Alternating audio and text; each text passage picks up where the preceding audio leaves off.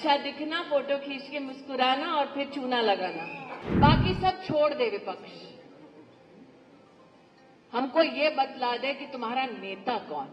कांग्रेस का जो कर्नाटका में हाल चल रहा है, तो दिल्ली में हगिंग, केरला में बेगिंग, कर्नाटका में थगिंग। उन्होंने पहली बार मुस्लिम लीग का अपना झंडा छुपाया।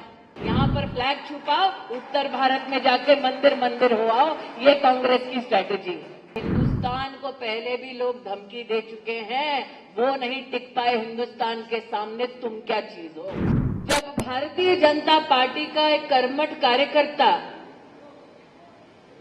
हर्ष और उल्लास के साथ कहता है अब की बार, तो जनता जनार्दन से ही आवाज उठती है अब की बार।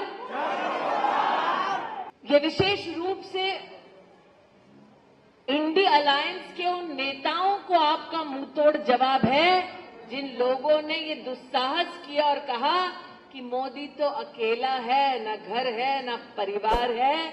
आप जैसे नागरिक ही मोदी का परिवार है, मोदी की ताकत है, मोदी की प्रेरणा है। हमारे बड़ों ने लाइसेंस का राज देखा, हमारे बड़ों ने ऐसा कालखंड भी देखा जब अगर फोन चाहिए या सिलेंडर तो किसी नेता का परिचय होना जरूरी था। और इसलिए आज युवा पीढ़ी से कह दूं, जितने वरिष्ठ यहां बैठे हैं वो नहीं चाहते कि उन्होंने जवानी में जो भोगा वो तुम भोगो, और इसीलिए उन्होंने संकल्प लिया है कि जो राष्ट्र को पूर्ण रूप से विकसित करने का संकल्प लेता है, हमारा वोट उसको जाएगा, और उस व्यक्ति का नाम है नरेंद्र दामोदर दास।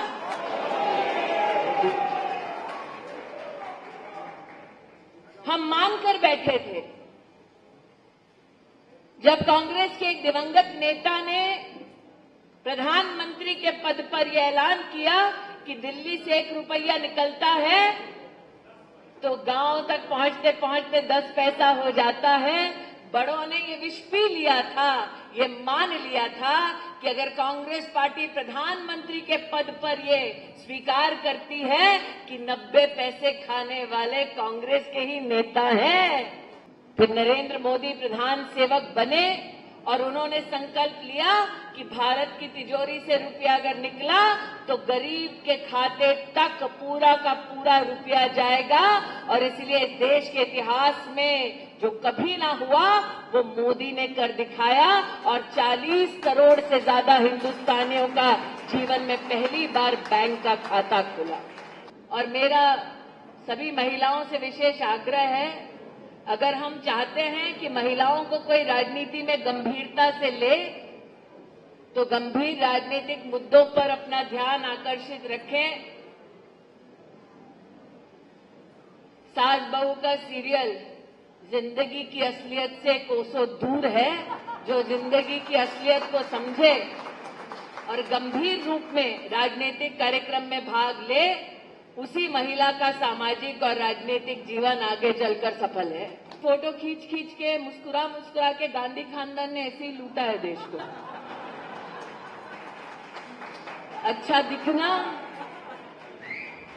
दिखना, फोटो खींच के मुस्कुराना और फिर चूना लगाना। इस बार कांग्रेस पार्टी के नामांकन में एक अलग छवि दिखी। उन्होंने पहली बार मुस्लिम लीग का अपना झंडा छुपाया।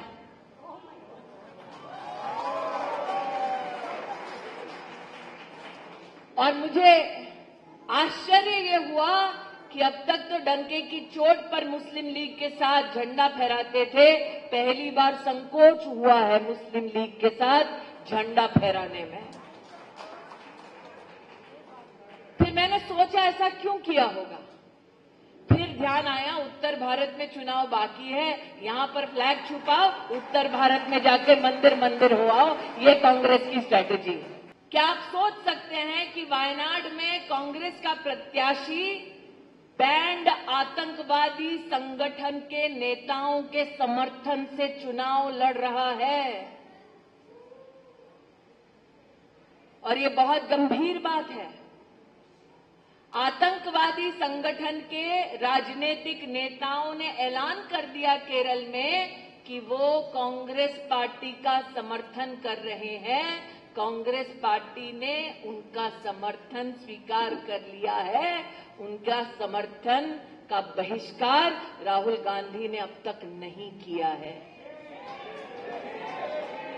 और ये वो व्यक्ति है जिसने दिल्ली में कहा था एक यूनिवर्सिटी में जाकर कि भारत तेरे टुकड़े होंगे, इस नारे का उन्होंने समर्थन किया था। दुस्साहस देखिए कि अपना चुनाव लड़ने के लिए, अपना चुनाव जीतने के लिए अब आतंकवादी संगठन का भी वो समर्थन ले सकते हैं। इसलिए चुनाव को गंभीरता से लें। आपका एक एक वोट उनको मुंहतोड़ जवाब होगा। अगर आज मेरी आवाज उन तक पहुंच रही है तो मैं उनसे कहना चाहूंगी कि हिंदुस्तान को पहले भी लोग धमकी दे चुके हैं, वो नहीं टिक पाए हिंदुस्तान के सामने, तुम क्या चीज हो। उन्होंने आज मैनिफेस्टो जारी किया है और मैनिफेस्टो में लिख दिया है कि जम्मू कश्मीर का स्टेटहुड वो पूरी तरह से रिस्टोर करेंगे, लेकिन दबे शब्दों में ये कहते हैं कि अगर उनके पास सत्ता आ गई तो धारा 370 जो हमने हटाई वो लौटा देंगे। मतलब मोदी कहे कि कश्मीर से लेकर कन्याकुमारी तक देश एक है, राहुल गांधी कहे नहीं। इसलिए आज आपसे निवेदन करने आए। नरेंद्र मोदी मैनिफेस्टो नहीं, संकल्प पत्र जारी करते हैं। जो कहते हैं वो कहा धारा 370 हटाएंगे, हटाई। कहा 33% महिलाओं के लिए आरक्षण लाएंगे, लाए। और कहा संविधान की मर्यादा में भव्य राम मंदिर बनाएंगे। राम की भी लीला अपरंपार है। जिस खानदान ने लिखकर एफिडेविट में लिख दिया था कि भगवान राम का कोई अस्तित्व नहीं, जिस खानदान ने भगवान के प्राण प्रतिष्ठा समारोह का निमंत्रण ठुकरा दिया, उसी खानदान के लोग इंडिया अलायंस की मीटिंग में कह रहे हैं भगवान राम से सीखे। वाह। बाकी सब छोड़ दे विपक्ष, हमको ये बतला दे कि तुम्हारा नेता कौन।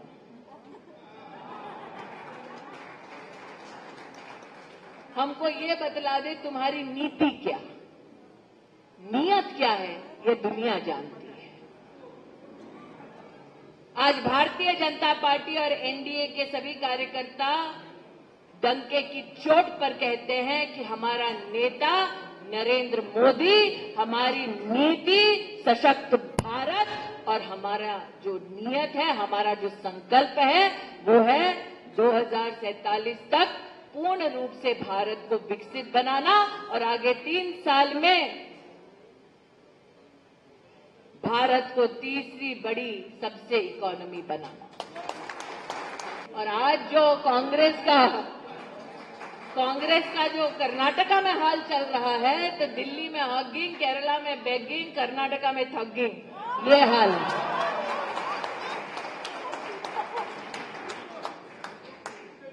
इसीलिए